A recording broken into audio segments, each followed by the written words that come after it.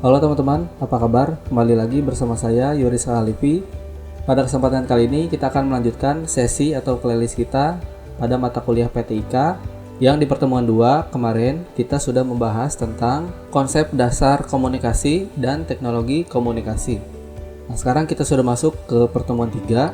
Di pertemuan 3 ini kita akan membahas tentang menyongsong era revolusi industri 4.0 atau disebut juga transformasi digital. Oke, seperti apa materi kita di pertemuan 3 kali ini? Langsung saja kita mulai perkuliahannya.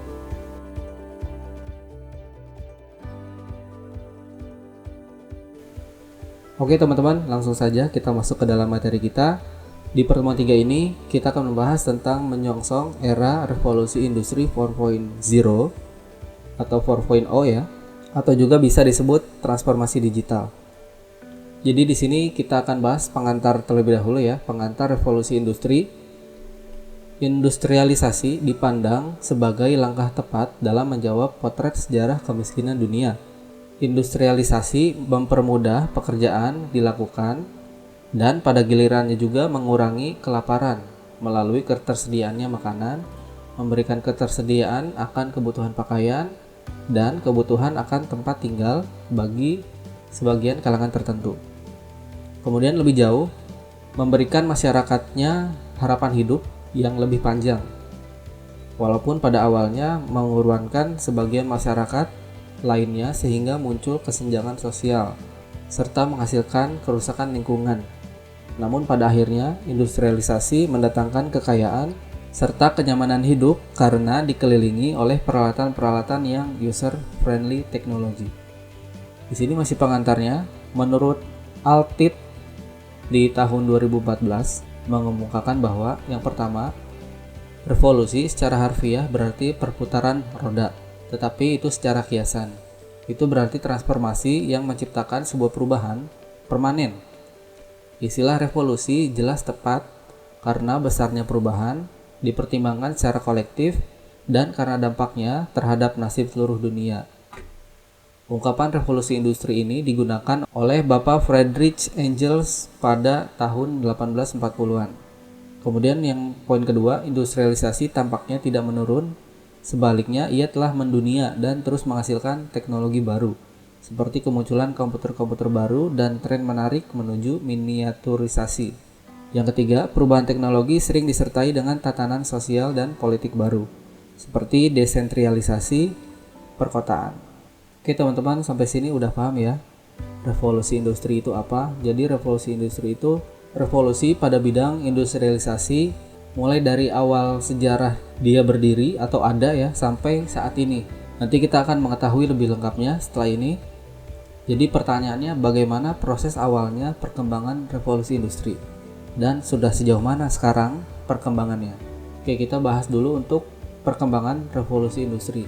Revolusi industri 1 ini dimulai dari ditemukannya mesin uap oleh Bapak James Watt ya. Ini sudah terkenal, pasti teman-teman tahu, pada tahun 1764. Temuan ini berdampak pada pekerjaan-pekerjaan dalam pembuatan produk yang biasanya dilakukan oleh tenaga hewan dan kekuatan manusia yang diperlengkapi dengan peralatan sederhana, kemudian beralih menggunakan mesin bertenaga uap. Jadi kalau dulu kan sebelum ada mesin-mesin bertenaga uap biasanya menggunakan hewan ya. Hewannya pun bermacam-macam ya, seperti kuda, sapi, dan lain-lain. Dan juga banyak menggunakan kekuatan manusia. Nah, di revolusi industri 1 ini mulai ditemukannya mesin bertenaga uap. Oke, kita beralih ke revolusi industri yang kedua atau 2.0. Revolusi industri 2.0 diawali dari hasil penelitian yang dilakukan oleh Faraday and Maxwell.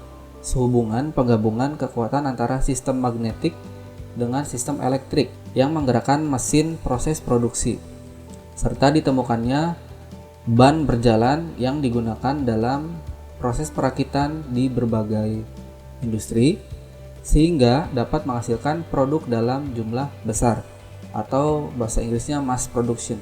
Kemudian dari sini, dari revolusi industri 2.0 lahirlah era elektrik. Jadi di sini udah menggabungkan antara sistem magnetik dengan sistem elektrik nih, teman-teman ya. Jadi tidak menggunakan mesin uap lagi.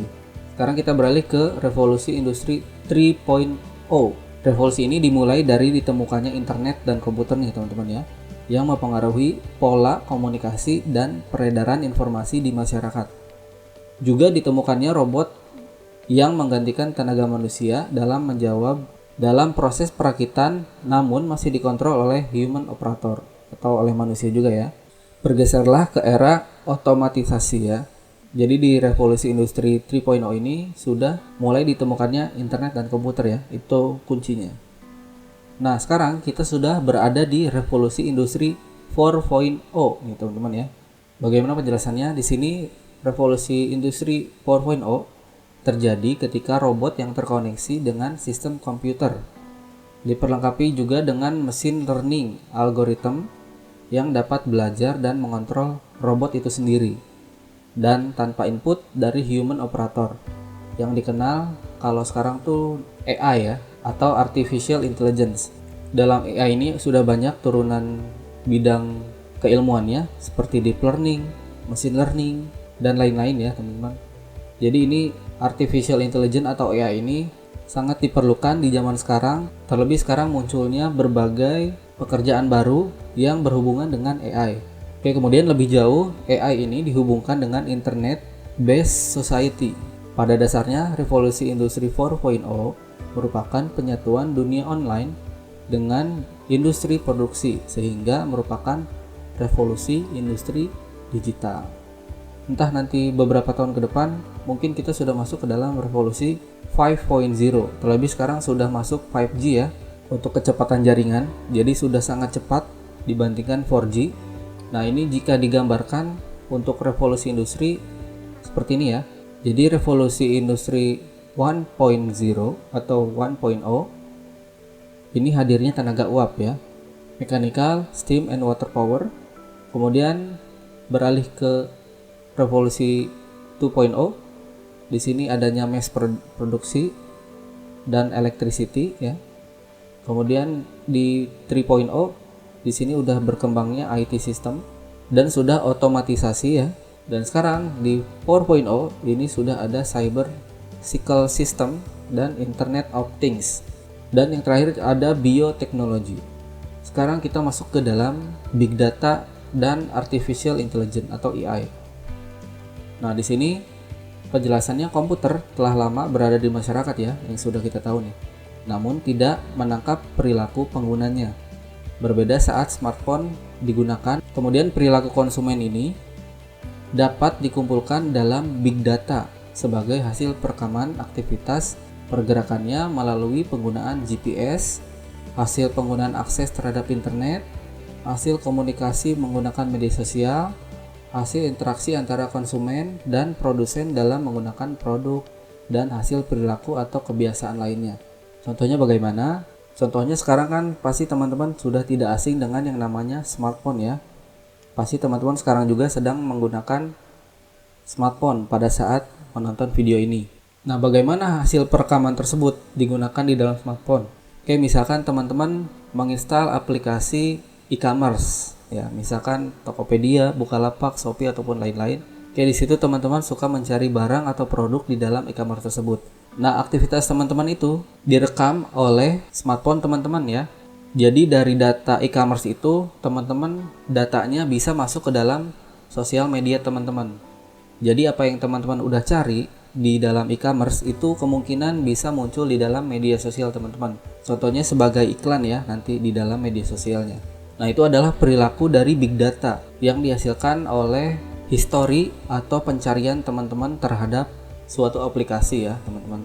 Big data ini merekam semua data serta kegiatan yang pernah dilakukan untuk kemudian memprediksi apa yang mungkin terjadi di masa yang akan datang. Dengan demikian, big data lebih memiliki jelajah yang jauh melampaui jaringan media sosial karena mempengaruhi hampir setiap aspek kehidupan modern. Kemudian Marr pada tahun 2017 mengungkapkan bahwa ada 3 area utama dalam bisnis yang sangat menguntungkan terhadap akses big data. Yang pertama, ini sudah pasti meningkatkan pengambilan keputusan ya. Data yang besar memungkinkan perusahaan mengumpulkan intelijen pasar dan pelanggan yang lebih baik. Dengan semakin banyaknya data yang tersedia, perusahaan mendapatkan wawasan yang jauh lebih baik tentang apa yang diinginkan pelanggan. apa yang mereka gunakan, dan bagaimana mereka membeli barang dan apa pendapat mereka tentang barang dan jasa tersebut. Kemudian yang kedua sudah pasti meningkatkan operasi. Data besar membantu perusahaan mendapatkan efisiensi dan meningkatkan operasi mereka. Dari melacak kinerja mesin hingga pengoptimalan rute pengiriman hingga bahkan mereka merekrut talenta terbaik. Data yang besar atau big data dapat meningkatkan efisiensi dan operasi internal untuk hampir semua jenis bisnis di banyak departemen yang berbeda. Yang ketiga, ini adalah monetisasi data. Data juga memberikan peluang bagi perusahaan untuk memasukkan big data ke dalam penawaran produk mereka sehingga data itu sendiri dapat dimonetisasi ya.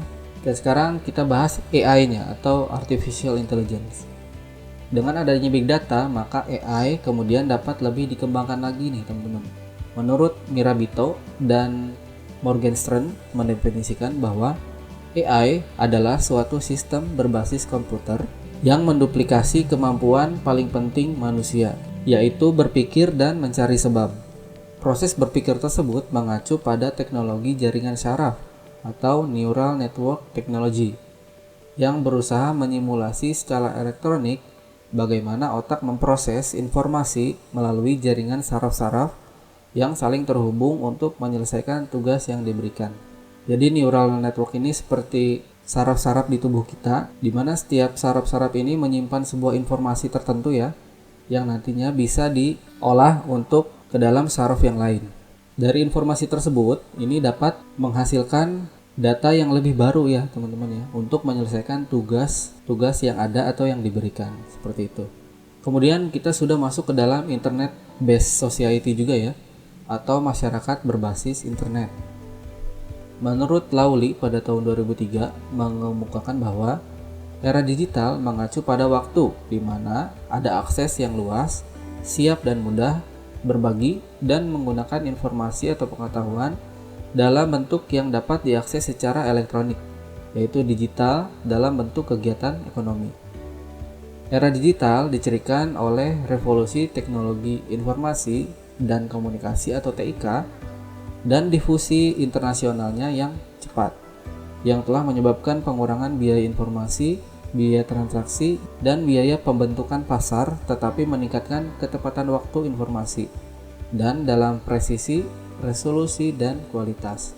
Oke, kita lanjut ke dalam Internet of Things. Menurut Marr pada tahun 2017 mendefinisikan IoT atau Internet of Things mengacu pada perangkat yang mengumpulkan dan mengirimkan data melalui internet dan mencakup semuanya melalui dari ponsel cerdas, jam tangan pintar atau smartwatch ya, atau Vita Fitbit, bahkan TV dan kulkas Anda. Bahkan sekarang untuk TV, kulkas, lampu ataupun peralatan dapur lainnya yang ada di rumah teman-teman itu sudah banyak mengacu kepada IoT ya. Jadi IoT ini sudah sangat berdampak kepada kebutuhan rumah atau sekeliling kita juga. Sekarang ada juga digital ekonomi. Kemudian ada 3 tahapan digitalisasi. Seperti yang dikutip oleh Kustiwan pada tahun 2017 bahwa Farid Subhan, profesional di bidang marketing dan smart city, menyatakan bahwa ada 3 tahap digitalisasi. Yang pertama, tahap digitalisasi 1.0. Di sini teknologi sebatas menghitung atau mendokumentasi sehingga memudahkan pengambilan keputusan. Kemudian tahap digitalisasi 2.0. Di sini sudah mulai berkembang. Teknologinya sudah terhubung satu sama lain sehingga menjadi media sosial untuk bersosialisasi. Dan yang tahap 3, teknologi memberikan akses bagi publik untuk berpartisipasi aktif dalam memberikan tanggapan dan respon. Kemudian lahirnya era digital ini membangkitkan konektivitas global di mana orang dalam jumlah yang tak terhitung saling terhubung secara daring dan memberikan respon yang luar biasa. Hal ini merupakan keberhasilan dalam memahami bagaimana teknologi menggerakkan perubahan. Perubahan teknologi ini akan memunculkan paradigma baru yang sangat drastis perbedaannya di masa yang akan datang sehingga memunculkan pertanyaan bagaimana manusia di seluruh dunia memanfaatkan teknologi baginya kini dan masa depan. Kemudian kita beralih ke era disruptif atau disruptive era. Umumnya era disruptif ini merupakan masa di mana banyak bermunculan inovasi yang tidak terlihat, tidak disadari oleh organisasi, instansi, perusahaan atau lembaga yang telah mapan, sehingga mengacu jalannya tatanan sistem lama yang ada di dalamnya dan berpotensi menghancurkan sistem lama tersebut. Poin keduanya, perubahan tatanan sistem lama yang masih manual digantikan dengan sistem yang baru yang serba digital, menjadikan adanya pergeseran tatanan kehidupan pada berbagai bidang, termasuk di bidang jasa. Bidang jasa pelayanan seperti transportasi, jasa makanan, jasa laundry, jasa kebersihan, jasa perbankan, jasa pendidikan, dan lain-lain, yang ikut berubah seiring perubahan konsumen menuju arah era disruptif yang lebih canggih dan maju. Untuk poin tiganya di sini, perguruan tinggi sebagai penyelenggara bidang jasa pendidikan juga mau tidak mau harus ikut berubah pada era disrupsi atau disruptif ya, yang serba digital. Perguruan tinggi harus mampu menyelenggarakan pendidikan dengan menyesuaikan fasilitas sesuai kebutuhan para mahasiswa maupun lingkungan yang lebih luas. Jadi di dalam era disruptif juga kita sudah dituntut atau mau tidak mau harus ikut berubah pada era disruptif yang serba digital ya. Apalagi sekarang kita dalam masa pandemi gitu ya, masa pandemi COVID-19 atau COVID-19, di mana termasuknya di dalamnya kita di dunia pendidikan ini mau tidak mau harus menjalankan sistem yang baru. Contohnya adalah e-learning. Jadi teman-teman belajar di rumah, tapi materinya ini diberikan atau disajikan secara daring atau online. Oke, sekarang tingkatan generasi. Mungkin teman-teman ini sudah tahu ya, dan sudah familiar juga dari generasi ke generasi. Yang pertama ini ada generasi baby boomer, atau dalam menurut penelitian yang dihimpun oleh tirto.id, ini baby boomer ini manusia yang lahir di tahun 1946 sampai 1964. Di sini ciri-cirinya dia berjiwa petualang, optimistik, berorientasi kerja, dan anti pemerintah. Kemudian setelah baby boomer ada generasi X. Ini dimulai dari tahun 1965 sampai 1976. Dan ada lagi generasi milenial. Nah, ini sudah pasti familiar banget ya. Generasi milenial. Sebetulnya apa sih generasi milenial itu? Jadi generasi milenial itu sebetulnya manusia atau generasi yang lahir di tahun 1977 sampai 1995. Setelah generasi milenial ini ada generasi Z, di mana generasi Z ini tingkatan generasinya mulai dari tahun 1996 sampai tahun 2010. Dan sekarang yang paling terakhir sampai sekarang ini ada generasi Alpha, yaitu generasi yang mulai lahir di tahun 2020 sampai dengan sekarang. Seperti itu ya untuk tingkatan generasi. Oke teman-teman, mungkin itu dulu materi kita di pertemuan 3. Kita sudah membahas panjang lebar mengenai era revolusi industri 4.0, kemudian kita sudah membahas big data, AI, internet based society, kemudian kita juga sudah bahas internet of things, dan yang terakhir kita sudah bahas tingkatan generasi manusia. Di pertemuan berikutnya, di pertemuan 4, kita akan melanjutkan mata kuliah kita yang akan membahas tentang New Digital Technology. Jadi untuk pertemuan 3 itu dulu, semoga bermanfaat. Seperti biasa, bagi teman-teman yang ingin mengajukan pertanyaan, kritik, saran maupun pendapat lain, silakan teman-teman tulis komentar di kolom komentar di bawah ini. Terima kasih dan sampai berjumpa di pertemuan berikutnya.